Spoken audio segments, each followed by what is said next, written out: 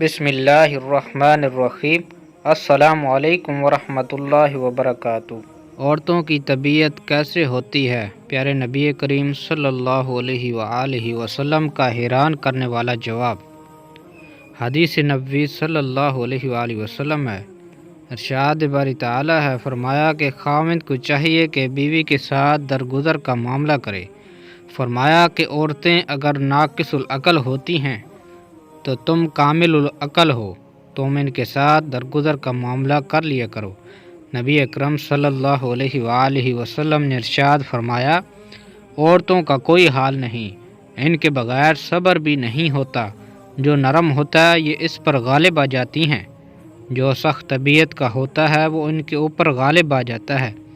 پھر نبی کریم صلی اللہ علیہ وآلہ وسلم نے ارشاد فرمایا، میں چاہتا ہوں کہ میں نرم مزاج رہوں، اگرچہ مغلوب ہو جاؤں، میں نہیں چاہتا کہ میں سخت طبیعت کا بن کر غالب آ جاؤں۔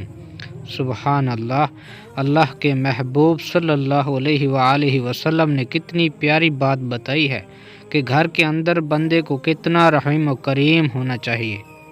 اللہ تعالیٰ سے دعا ہے کہ اللہ تعالیٰ مجھے بھی اور آپ کو بھی اپنے گھر والوں کے ساتھ نرمی اور پیار محبت سے رہنے کی توفیق عطا فرمائے۔ آمین ثم آمین۔